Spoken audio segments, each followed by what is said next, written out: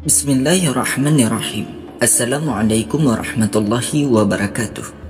Sahabat Islami, Rasulullah Sallallahu Alaihi Wasallam memberitahukan kepada umatnya bahwa dunia hanya sementara dan setiap orang akan meninggal, maka mereka akan masuk ke alam akhirat.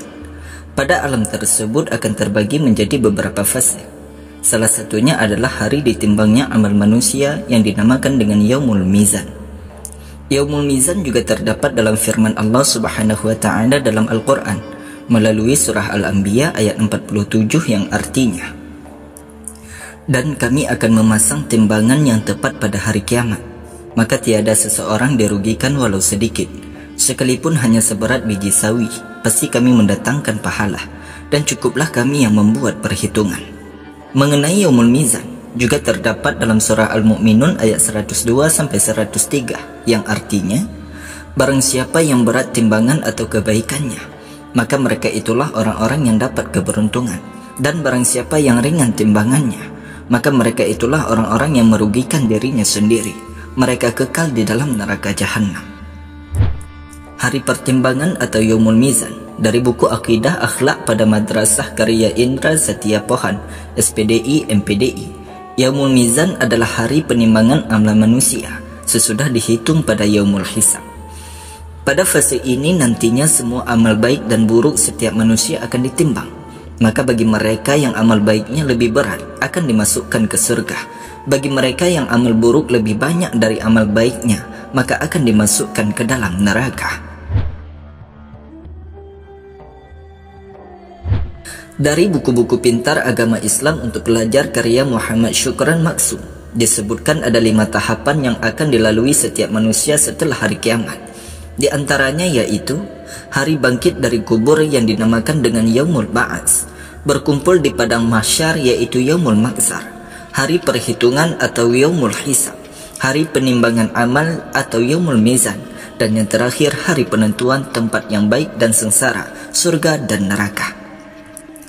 Pada buku Bebas Das Surga atau Neraka ditulis oleh Muhammad Akbar Nasrullah, terdapat sebuah kisah seseorang pada fase Yaumul Mizan yang dapat menjadi pelajaran bagi manusia mengenai keputusan hakim yang maha agung Allah Subhanahu wa taala. Diriwayatkan dari Jabir, ia berkata, Rasulullah keluar menemui kami seraya berkata, malaikat Jibril baru saja pergi meninggalkan saya. Ia berkata, wahai Muhammad, demi Dia yang telah mengutusmu dengan kebenaran, sesungguhnya Allah itu memiliki hamba dari hamba-hambanya. Ia menyembah Allah selama 500 tahun di atas bukit di tengah lautan yang lebar dan panjangnya 30 hasta kali 30 hasta. Lautan mengelilinginya seluas 4000 farsakh di setiap sisi. Allah memancarkan mata air tawar untuknya sebesar jari tangan air tawar dan memancar. Allah memancarkan mata air tawar untuknya sebesar jari tangan air tawar memancar.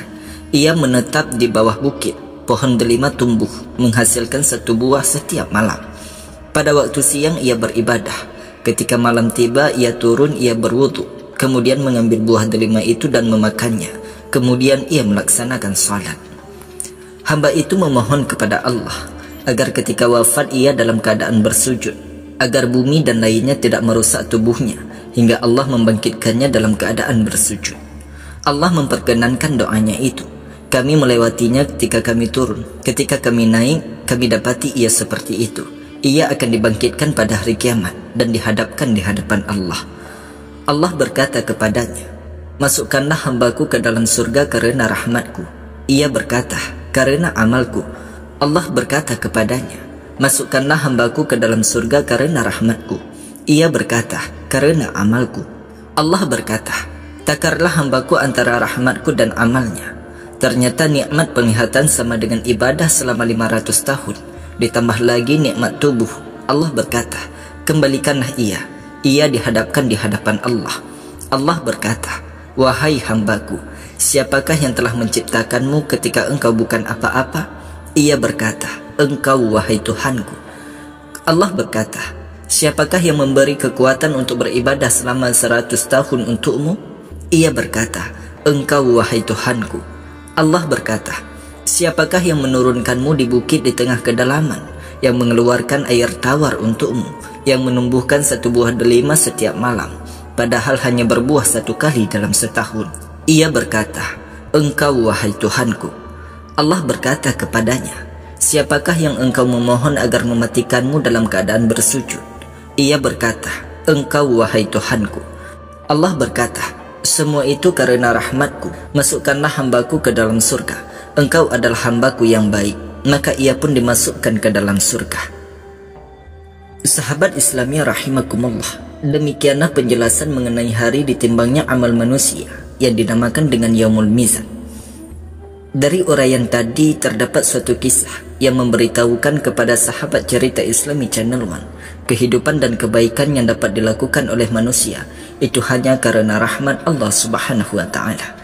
Mudah-mudahan apa yang telah kami sampaikan bisa menjadi manfaat bagi kita semua.